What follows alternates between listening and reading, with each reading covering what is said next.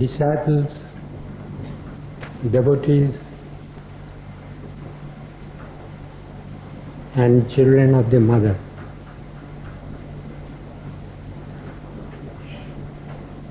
Tomorrow is the birthday of our Lord, our Master, our guide, an unfailing friend, Shri Aurobindo, whom we adore, whom we love, to whom we have consecrated our entire life. It makes me very happy indeed to offer my humble gratitude on the eve of this gracious occasion, and I am thankful to you all for having given me this opportunity.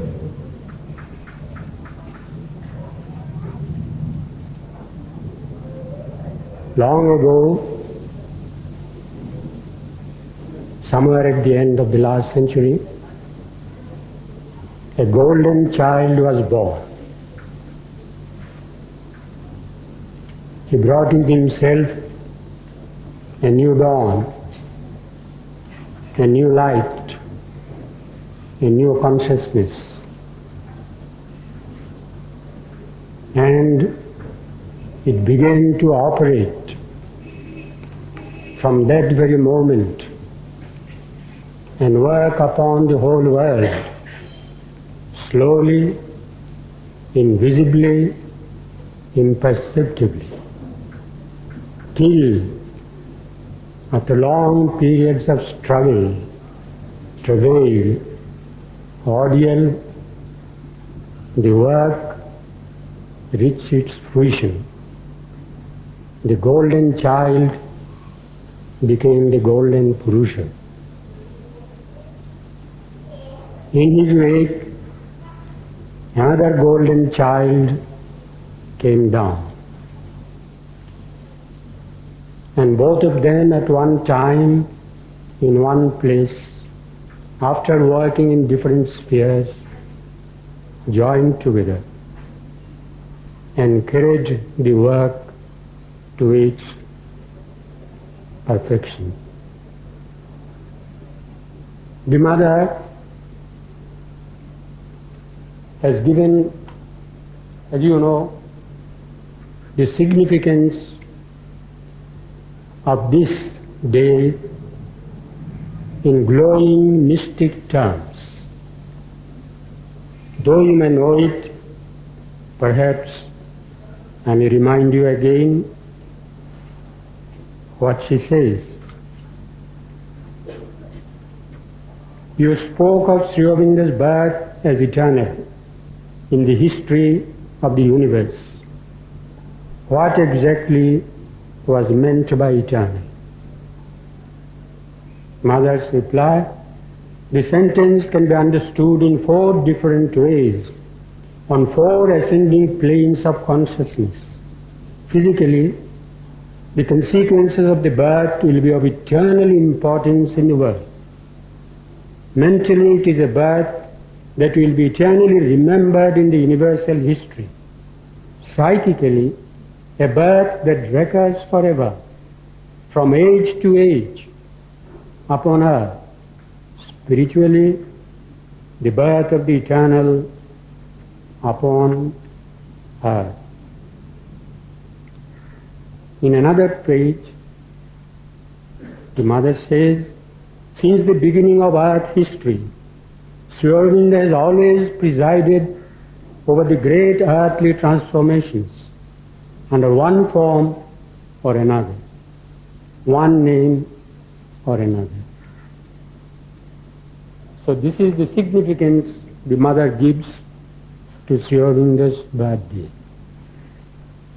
I don't know how far it will be intelligible How far people of the world will understand, as far as we can see, the results are not very happy or satisfactory. However, that doesn't at all diminish the importance of the work that they are doing. Then, leaving aside all these cosmic musings, let me come down to my own domain, for which perhaps you have invited me. That is my personal reminiscence. There is nothing new that I would be able to tell you, because unfortunately or fortunately I have published my correspondence and I am an open book to you. So don't expect anything fresh or new or original that I would say. However, all things can be repeated. Then my personal reminiscence, the sweet comedy the Lord had played with me for quite a number of years, goes back to 1930s. Sri Aurobindo appeared to me in three of his multiple aspects. Sri Aurobindo the grand, Sri Aurobindo the friend, and Sri Aurobindo the inscrutable. The grand and the sublime aspect of him I need not dwell upon much. There are plenty of people here who have seen the majesty, the grandeur, the sublimity that he presented to all of us, besides many other things. Except perhaps at times when he appeared to us, as it were, somewhat great, somewhat austere. And there we asked a question as this: the overmind seems so distant from us, and your Himalayan austerity and grandeur takes my breath away, making my heart palpitate. The answer: oh rubbish! I am austere and grand, grim and stern, every blasted thing I never was. He didn't know that he was. I groan in an un-Aurobindonian despair when I hear such things. What has happened to the common sense of all you people? In order to reach the overmind, it is not at all necessary to take leave of this simple but useful quality, common sense. Common sense, by the way, is not logic, which is the least common sense-like thing in the world. It is simply looking at things as they are, without inflation or deflation, not imagining wild imaginations, or for that matter despairing, I know not why despairing. So, this is the tone, by the way, that he has always adopted in my relationship with him as a friend, the sweetest and the sublimest. I will never know what made him so sweet and affable towards a very common man like me, not humility, who had no special claim of any kind, except that perhaps I had a medical degree, a foreign medical degree in my pocket. That foreign medical degree perhaps has some heavy affinity with Sri Aurobindo, because, as you know, his father was a medical man, he himself had some foreign education, so perhaps he found some affinity, however subtle and small it might have been, which opened his grand heart. So, otherwise, I was just a cipher. And what he has made of this cipher bears repetition. Today, my friend Navajat has invited me to speak something. But I was, for a long time, a kind of a very shy man, a timid person, tongue-tied. The first visit I had with the mother, she remarked, he is very shy.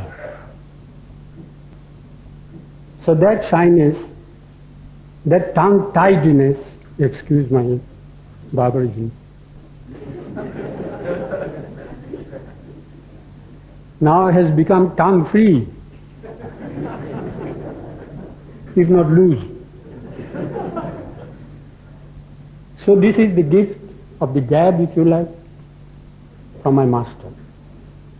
That I am able to stand before you, august audience, and speak in a bright and beautiful way, pleasing you, was not there.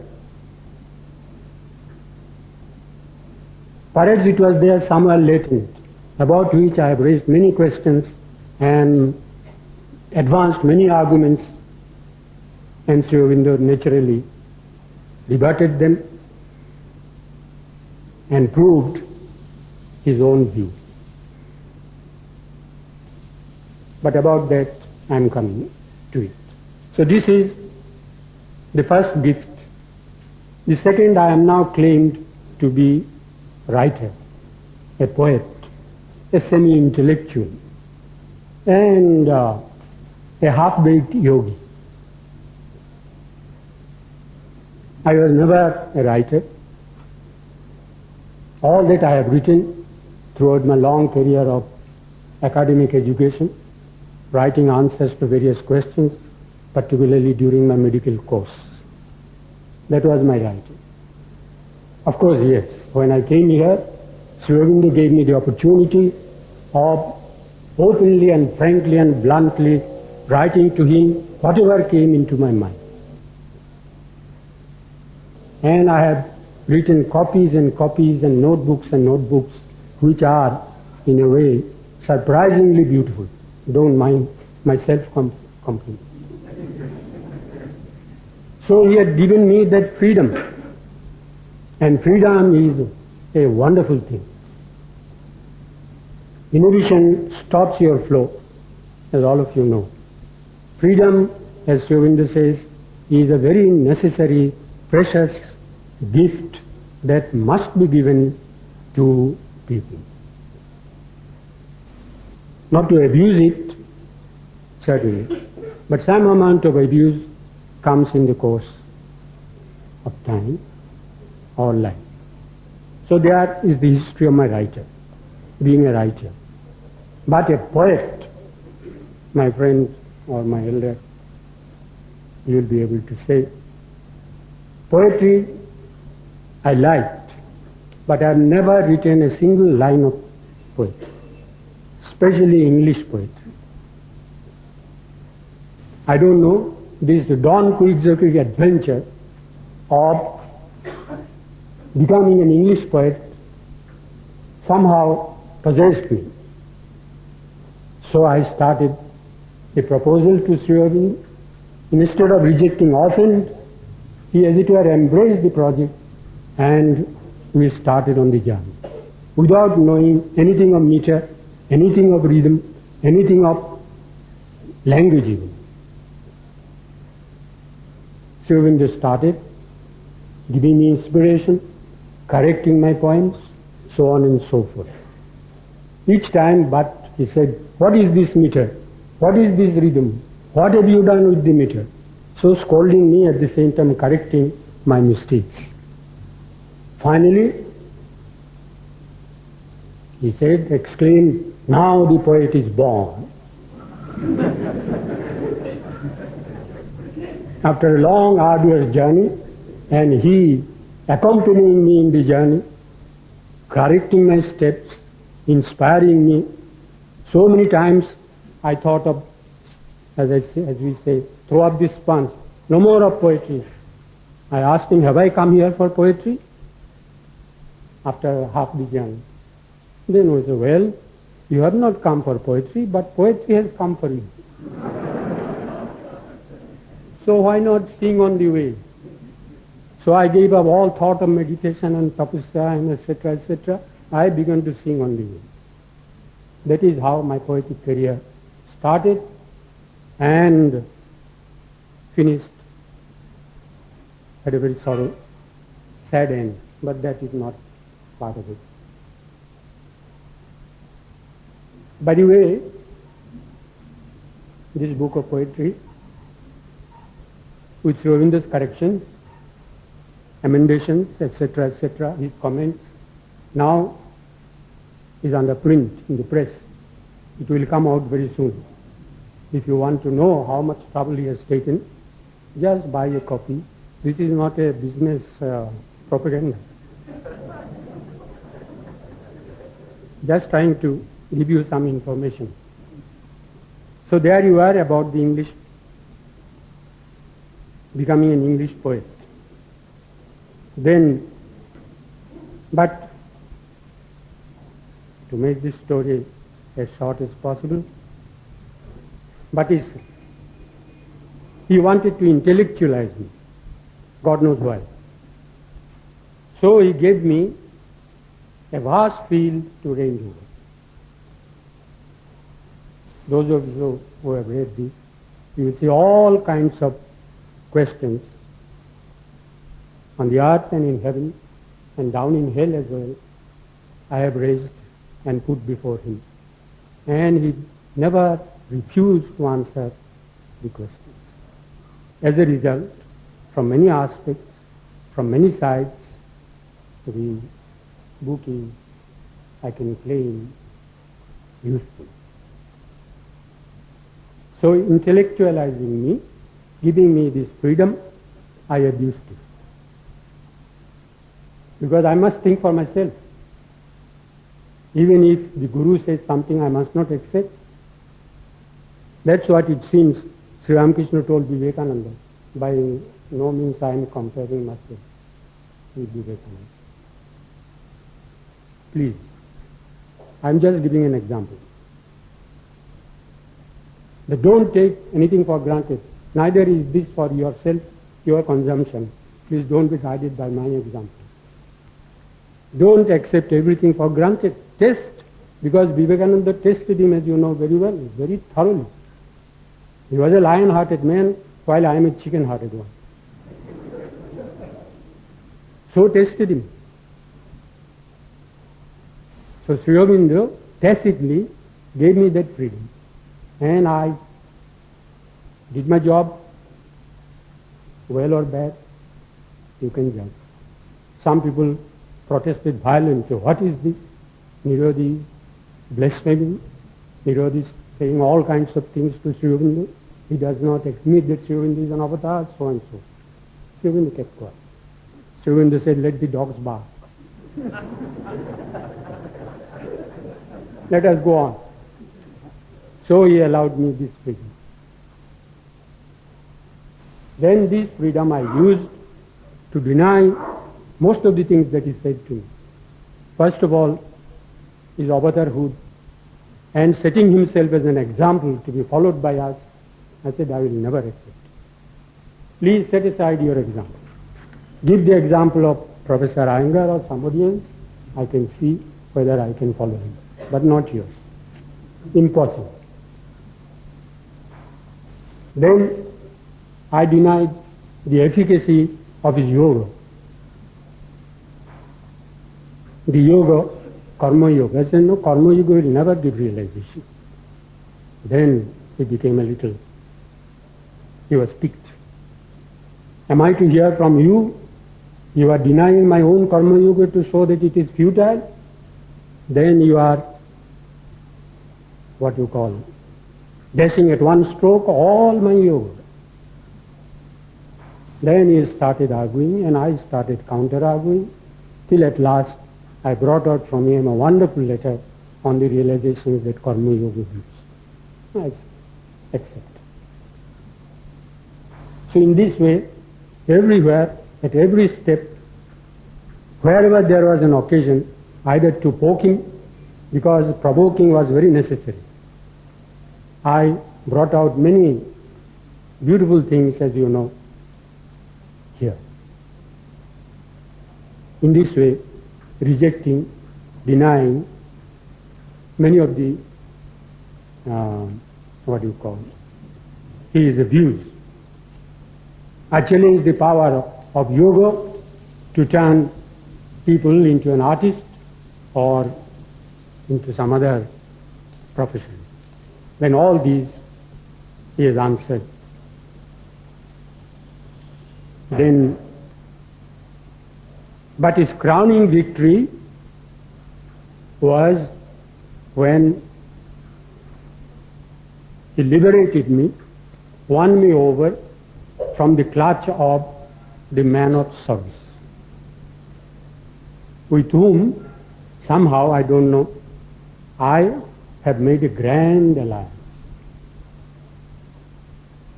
My fits of depression, doubt, despondency were cropping up in and out of season, and I have to pour my heart to him. Then you must have read some of these letters, particularly his tone, his humor, his benevolence, his tolerance, patience. Something, if nothing else, will show that he was the divine himself. And for a man, a small fry like myself, why did he spend so much of his attention, so much of his pain, so much trouble he gave in order to change a single man like myself who had no special claim to any greatness? That is a problem or a riddle I have not been able to solve. However, his classical letters on this depression, perhaps if the President allows me, I can read a part of this to my mood of depression. As he says, first of all, as there are several lamentations towards today besieging me, I have very little time to deal with each separate Jeremiad. Do I understand rightly that your contention is this? I can't believe in the divine doing everything for me, because it is by my own mighty and often fruitless efforts that I write or do not write poetry and have made myself into a poet. I cut short the answer. Well, that itself is epatant, magnificent, unheard of. It has always been supposed, since the infancy of the human race, that while a verse maker can be made or self-made, a poet cannot. A poet is born, not made, is the dictum that has come down through the centuries and millenniums and was thundered into my ears by the first pages of my Latin grammar. But here in Pondicherry, we have tried not to manufacture poets, but to give them birth, a spiritual, not a physical birth, into the body. In a number of instances, we are supposed to have succeeded. One of these is your noble self. Or if I am to believe you are the man of sorrows in you, you are abject, miserable, hopeless, and ineffectual self. So he went on. Then at the end he says, I am obliged to stop. If I go on, there will be no pranam, till 11 o'clock, 12 o'clock. Mother was giving pranam at that time. So send your Jeremiah back tonight. Again send it. And he wrote again so much. And the end is beautiful. After all this, showing my, what shall I say, weaknesses, etc., he ends in this way. And I told him I am not fit at all for your yoga. Then to that point it answers, whoever was fit for that matter. Fitness and unfitness are only a way of speaking. Man is in nature unfit and a misfit, so far as things spiritual are concerned, in his outward nature. This is all you know or need to know. And if you don't, well, even then you have at least somehow stumbled into the path of yoga. Exactly. And have got to remain there till you get hauled along it far enough to wake up to the knowledge. Amen. So, there you can see, that is the tone, and that is the consolation, encouragement, whatever you like to call. Then lastly, I write, I am thrown out of joint at two miracles in the ashram. Sir, one, there was a great homeopath in the ashram at that time. These homeopaths' treatment or your treatment. Then our friend, a poet, he is writing English poetry. So these are these two miracles. Though Madam Doubt still speaks from behind. Anyhow, no chance for me, sir. Kapal, Kapal.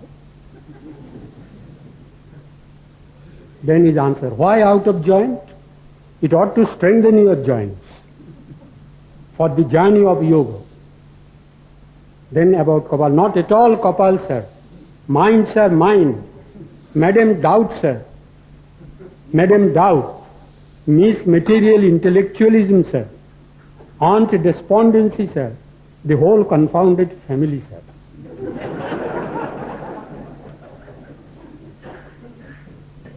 So in the style of the doctor, as you know, I was also at that time prescribing, in imitation of that style, prescription.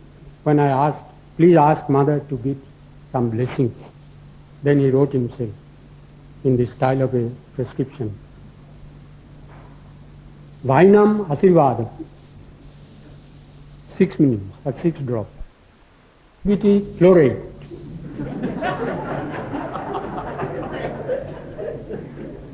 $25 grains. Aqua jollity. Ad libitum. Tincture faith. Syrup optimism. 12 doses every hour.